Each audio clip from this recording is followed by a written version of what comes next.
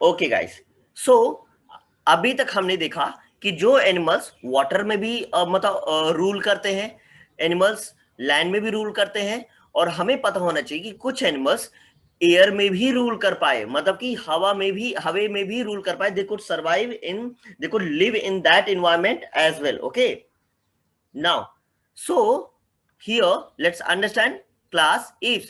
The vertebrates completely adapted for aerial life. Aerial life मतलब कि air, मतलब कुछ वर्टिब्रेट्स क्या हुए कि एयर में पूरी तरीके से रह पाए, एंड दोस इन हम एरिया इन वर्टिब्रेट्स को साथ ही साथ एयर में रह पाए। They could catch the, they could have their food, और they could catch the prey through in the air only. Okay, मतलब कि अपने मतलब एयर अपना खाना भी उससे करवाए, बच they could survive the predators as well, मतलब कि बाकी एनिमल से बच भी पाए उड़ करके। दे कुड फ्लाई ऑफ, मतलब उड़ करके बच भी पाए।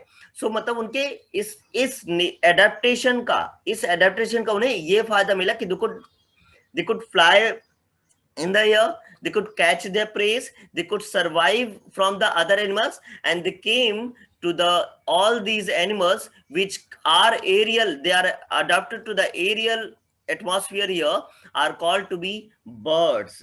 हम उन्हें birds कहते हैं guys, birds कहते हैं। different examples of birds you can see here, different examples of birds। और इसे ही लैटिन में birds का मतलब होता है eaves। ओके, एव्स होता है, एव्स होता है इनका लैटिन में। बर्ड का मतलब होता है एव्स, उन्हें हमें इसीलिए हम उन्हें एव्स भी कहते हैं।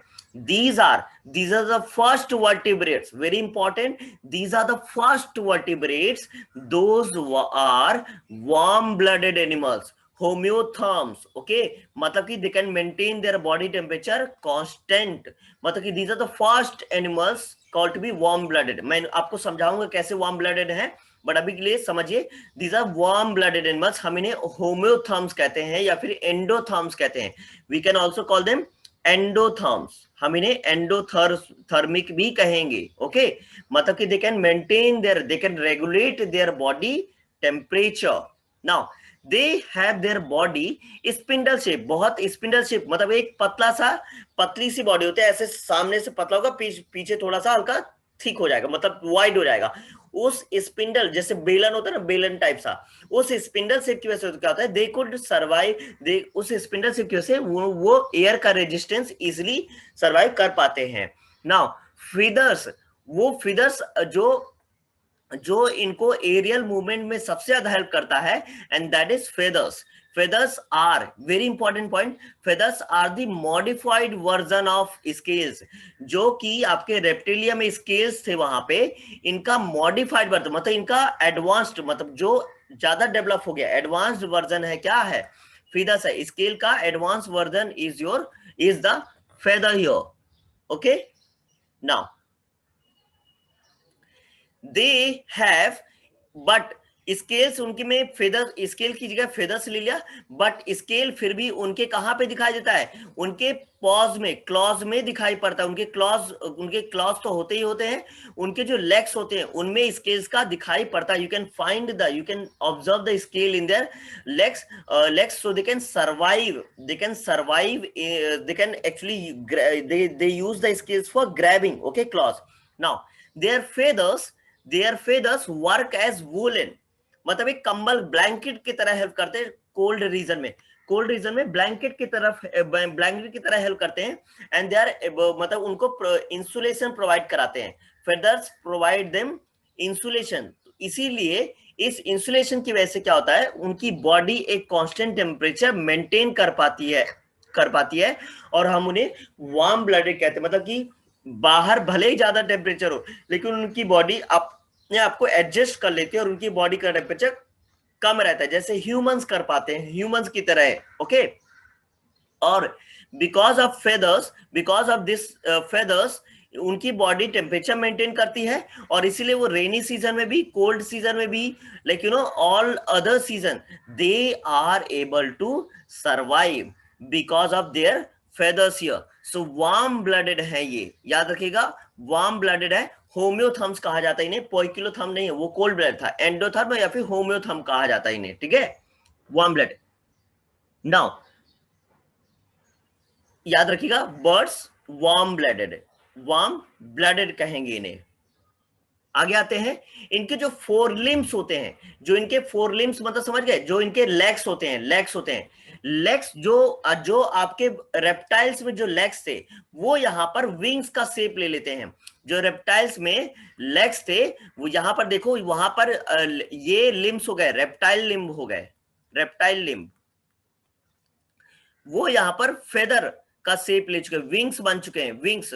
ओके, फेदर ना बोले कि हम विंग्स बोल देते हैं, इनके विंग्स, साइड से विंग्स। ओके, विंग्स का शेप ले चुके हैं। जो विंग्स मतलब जो पंख होता है, साइड से जो पंख निकले होते हैं। Okay, so feathers are modified into wings, और digits are covered with scales and bear claws. जो अभी हमने पिछले एग्जाम में देखा, ये रहे इनके डिगिट्स रहे, फिंगर्स जो है इनके, जो डिजिट्स हैं, जो फिंगर्स हैं इनमें, जो फिंगर्स हैं यहाँ पे, फिंगर्स हैं, ये इनमें क्या होते हैं, क्लॉज होते हैं, नेल्स होते हैं, क्लॉज होते हैं, या फिर you can call them nails, nails पाए जाते हैं इनमें, नेल्स होते हैं।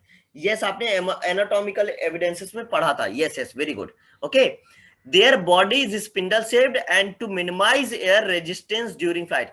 इनकी बॉडी एक सिलेंडर शेप होती, बहुत पतली होती, इस तरीके से अपनी बॉडी को, अपने विंग्स को एडजस्ट करते हैं। इन विंग्स की वजह से they are able to minimize the air resistance during flight।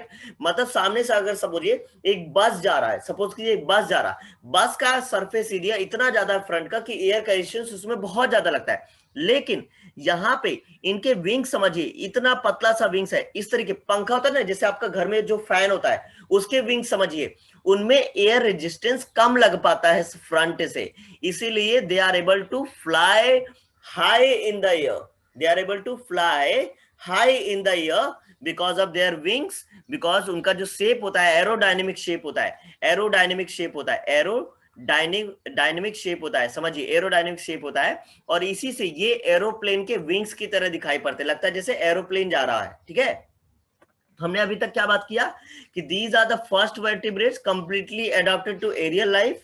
okay, these are warm blooded animals, homeotherms है, मेंटेन करते हैं बॉडी टेम्परेचर को पूरे हर सीजन में, सो ये इसीलिए सर्वाइव कर पाते हैं ये ज्यादा। Their body is spindle shaped and minimize the air resistance during flight, इस तरीके से विंग्स की वजह से हेल्प कर पाते हैं। फोर लिम्स हैं जो विंग्स में मॉडिफाई हो चुके हैं। Digits are covered with scales and bear claws, scales होते हैं और क्लॉस भी कहते हैं। इन स्पिंडल शेप होने की वजह से इसको स्ट्रीम लाइन बॉडी कहा जाता है। स्ट्रीम क्या होता है, जैसे आपका एरोप्लेन जब चलता है ना, तो आपको देखते हो पीछे स्ट्रीम बन जाती है, कभी कभी देखो क्लाउड्स में स्ट्रीम बन जाती है, ऐसे स्ट्रीम लाइन बॉडी कहा जाता है, जो एक लाइन में चलती है, जो स्ट्रेट चले, समझ रहे हो, स्ट्रीम लाइन बिना किसी रुकावट के। और एक्सो स्केलेटन जो होता है इनकी बॉडी में फेदर्स के फॉर्म में होता है। Exoskeleton is present in the form of feathers. अब इनके फेदर्स जो पंख होते हैं उनके फॉर्म में प्रेजेंट होता है, और neck is present in between head and trunk, like ये this is the neck here, यहाँ पे नेक पार्ट देख सकते हो इसके हेड और ट्रंक के बीच में। Okay, neck is also present. Very important, there are some birds like ostrich and emu। emu नहीं पाया जाता अपने यहाँ। ओके, emu नहीं पाया जाता। they are flightless birds, they are flightless birds, ये flightless birds हैं। ओके, another important point यहाँ पे, the birds lay shelled eggs। in these birds, ये बर्ड्स एग्स ले करते हैं, शेल्ड एग्स ले करते हैं। शेल्ड एग्स की वजह से क्या होता है, they are the protecting layer, protecting layer. Okay,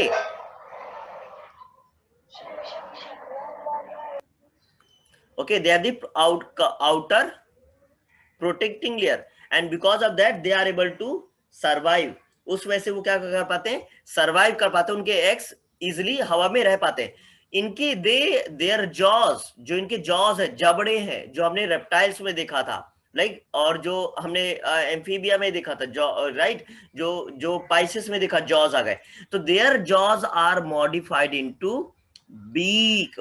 अभी जैसे हमने पढ़ा, the four limbs are modified into wings and here the jaws are modified into beak, and beak helps them to make the nest, beak helps them to catch the prey को catch करने में help करता है, wings help them to fight with each other, wings का very important काम है to feed their babies, to feed their babies, okay, अपने babies को, छोटे स्मॉल बर्ड्स को, यंग वंस को फीड करने में बीक का हेल्प मिलता है इन्हें, okay, they get the help from their beak to feed their young ones, okay, so their basically the jaws are modified into beaks, beak पाया था, चोंच जिसे आप कहते हैं हिंदी में चोंच कहते हैं, वो होता है, for example peacock, parrot, pigeon, duck, penguin, okay, so these are the example of Eve's ear. Let me summarize it quickly and then I can take the doubts if anyone has, okay. Basics से summarize कर देते, these are the true vertebrates, first vertebrates which are completely adapted for aerial, okay, they can survive in air. ये warm blooded animals हैं, ये homeotherms कहलाते हैं because they can maintain their body with the help of their feathers. Feathers की वजह से ये अपनी बॉडी का टेम्परेचर मेंटेन कर पाते हैं, वो एक ब्लैंकेट की तरह काम करता है बाहर से, जो इनकी बॉडी को हेल्प करता है टेम्परेचर को मेंटेन करने में। इनकी बॉडी स्पिंडल शेप होती है, जिसकी वजह से फ्लाइट करते टाइम पे, उड़ते टाइम पे इनका एयर रेजिस्टेंस बहुत कम होता है, इनकी बॉडी में air resistance is very minimum, okay, air resistance is minimum in their body. Four limbs are modified into wings, इनके जो फ्रंट लेग्स होते हैं जो आपके रेप्टाइल्स में होते हैं, that is why they are able to lift up, okay, lift their body up. So four limbs are modified into wings and digits are covered with scales and bear claws. Digits जो होते हैं, इनके जो fingers होते हैं उनमें क्या होते हैं, स्केल्स होते हैं और clause.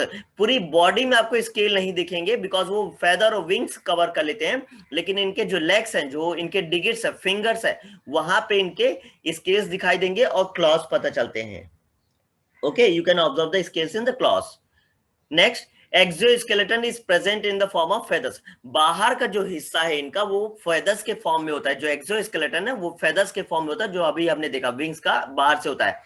Neck is also present in between the head and the trunk, neck is present here, neck होता है इनकी बॉडी में, और जो बीक होता है, जो जॉज होते हैं, jaws are modified into beak, jaws जो है वो बीक बन चुके हैं, jaws are modified into beaks here, okay, example peacock, parrot, pigeon, duck, penguin.